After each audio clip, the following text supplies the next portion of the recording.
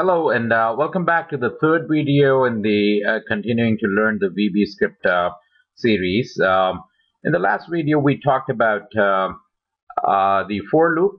We talked about how we could be putting the if statements in there, and I briefly try to introduce you to something called Inputbox. And while we had the Inputbox, we ran into a situation, and the issue there was when we enter the information in here, which is the enter my salary per week, enter my spouse salary per week, rather than doing an addition here, it was concatenating that data. What I mean by that is, let me just quickly run and see how, because I don't know if you remember from the old video as what the issue was. So here is my, let's say my salary is 500. My spouse salary is 500 again, right?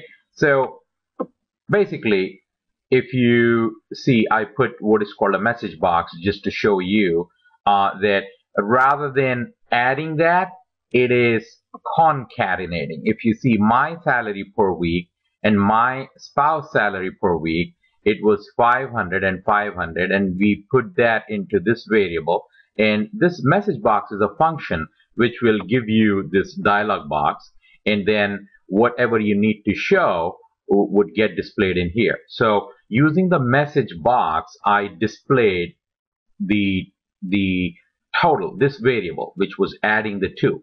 And then here we see that the error is it was not adding, and rather it is concatenating.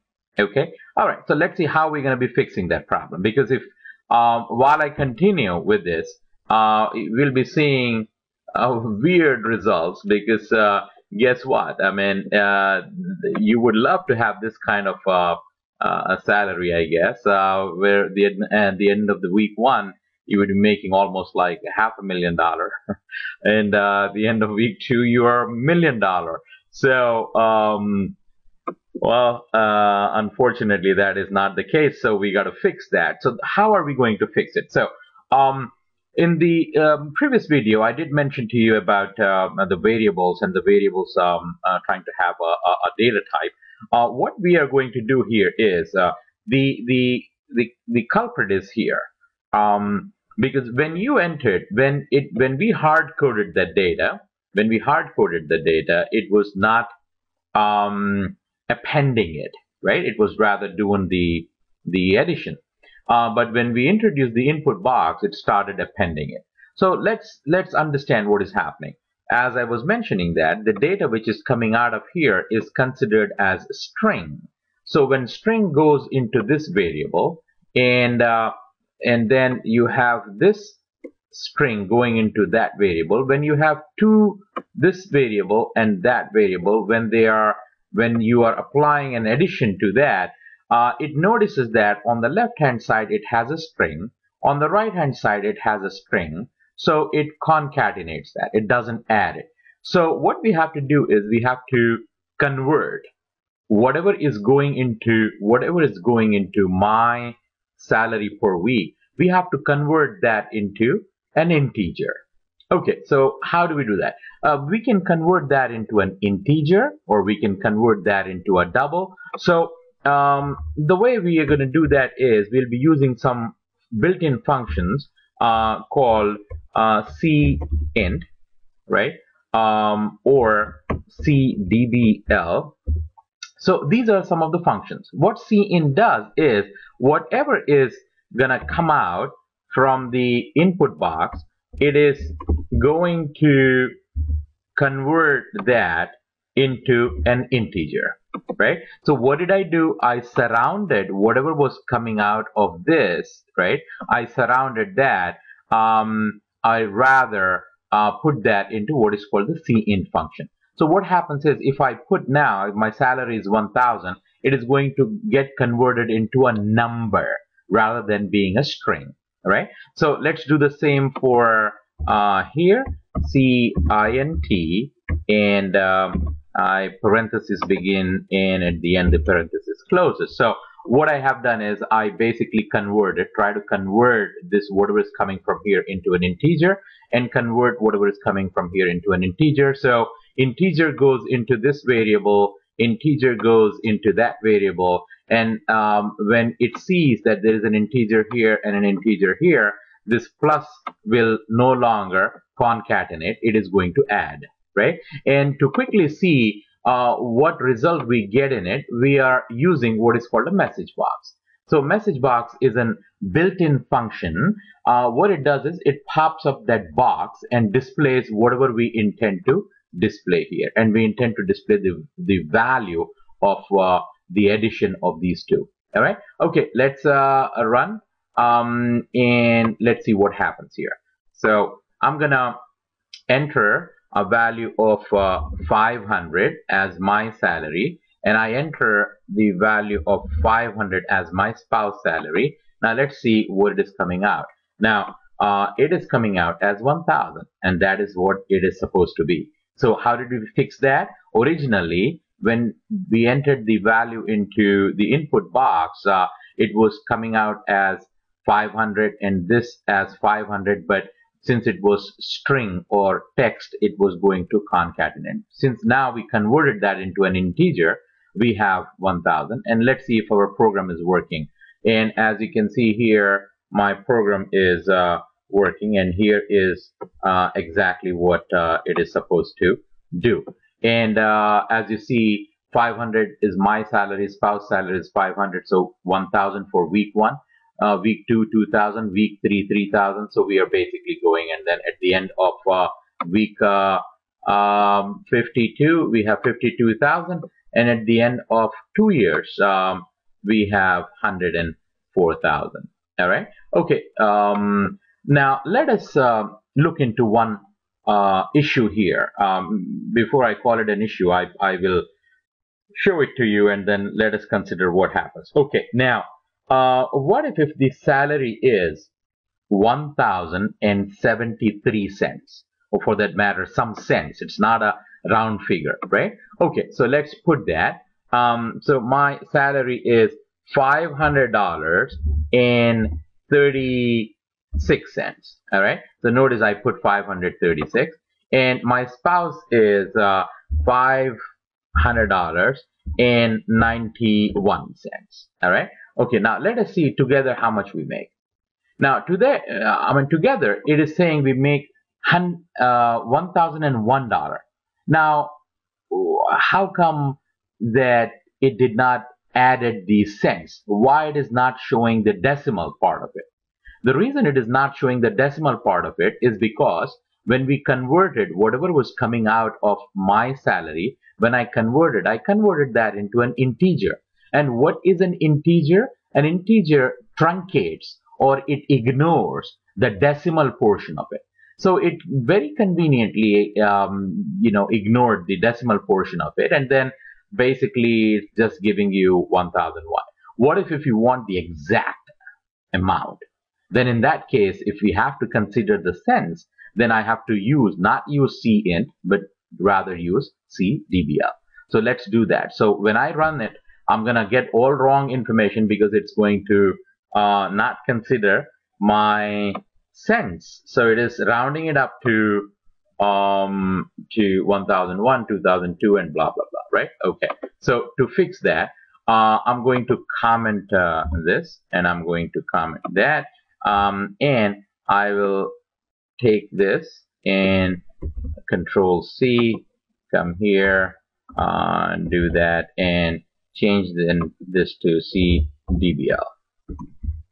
Okay, and likewise, I need to copy this, Control C, Control V, and this is going to be CDbl.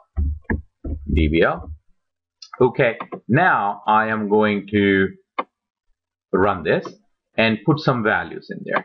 The values which I will be putting is, let's remember, it is $500.25 as my salary, right? And my spouse salary is going to be $500.25. So together it is going to be $1,000.50 as our total, right? Okay, here it is. 1,050. I mean, since it is a 0, it excludes that. If it was 51, it would have displayed that. But the fact is, it is considering that decimal portion of it. So if I hit OK, and if I do that, now notice it is giving me all of these cents, right? Okay, quickly gonna try with some weird salary, which is $803.74 as mine, and the spouse is, let's say, 906.04, right? Okay, so we have 78, as you can see. 1709.78. Now we wouldn't be able to calculate this fast as what it is doing when it comes to like that number, right? So now you see the power of writing the VBScript. Okay, so 1709, 78, 34, 19, 56, blah blah blah blah blah, right? Okay, so at the end of 2 years we would have made some significant amount of money. Well, this is an example, so what does it how does it matter? Okay, so here is what we have done by introducing ourselves to what is called the built-in functions. The built-in functions here are CDbl, CInt, and then we looked into Inputbox itself is a built-in function, and then we have MsgBox as a built-in function. Okay, now what I will be doing quickly is I will be taking this opportunity to show you how debugging works. Now, what I need to see is, let's say I need to see the value of I, right? Value of I, whether it is getting incremented or not, right? So for that, I need to go and I need to put a breakpoint in here. So what is a breakpoint? A breakpoint is while running this code, you notice that when you ran this code, it ran so fast that we did not have the time to even look into like what line was executing, what was happening, what was the value these variables were getting. So if you need to find out things like that, then we can put what is called breakpoint. So we want, as the script is executing, I want to find out like what is the value in this variable, what is the value in this variable. So the way I can do that is by introducing what is called breakpoint. So I'm gonna click here, anywhere I can click. Whenever you see this red dot, that means that on that line the execution of the code is going to come up to that point and then stop there and then wait for our instruction as what to do. It is not going to proceed after that unless we tell it to proceed, right? So breakpoint, as the name goes, it is going to break the execution of the code and stop at that point and then wait for our instruction to do whatever it is supposed to do. All right. Okay. So let's we can randomly put a breakpoint wherever we intend to put a breakpoint. So I just put a breakpoint here, right? Okay, now let us run the script. When I run the script, it won't stop until it hit this point, right? Of course, I need to gather the data so the input box will pop up. So here it's the code executing, and I have this box coming up. Let's say my salary is $200 and 75 cents per week, and my spouse salary is $351 and she is 76 cents, let's say. Okay, now see this, right? That yellow line or that yellow arrow. Now I will say okay to it, and now it did stop here. Now you might say, why did it stop here? The reason it stopped there is because I had put a breakpoint. Like see that when you click on this side, which is the left hand side before the start of that line of code, and when it displays like that red dot in here, that means that that's a breakpoint. and wherever you want to the code to stop, you could put a breakpoint. So we put a breakpoint in here, right? So let us what was the need for us to put the breakpoint? Because we wanted to find out what is the value in this my spouse salary. So if I need to find out the value in this my spouse salary, what I should do is I should be looking for the value of that down here into what is called the variables watch window, right? Okay, now you might say, how does this window pops out here? So let me X out of that window. Let me X out of that window, and then there's something called a data table here, and let me bring that window there. If that debug viewer, as it is called, if it is not there, then you will click on view and you say show me the debug viewer. So it is going to show you the debug viewer. And what do you have in the debug viewer? There are like 3 tabs in it. There is a watch tab, there's a variables tab, and then there is a command tab. Now we're going to look into the watch tab and then find out what's going on. Now if you take a look in here, it is already showing you together we make per week and all that. The reason this is coming up is because you could go into this debug. You could go into the debug here, menu item, and then click on add to watch. Now add to watch whatever you select, right? So here if you see I had highlighted my spouse salary per week, right? And I want that to be watched. So I'm saying add to watch. So this is the watch window, and in the watch window I want to add this. So I highlighted that and I said add to watch, right? And as soon as I did that, it popped up here, and then it is showing me that it has a value of $351.76.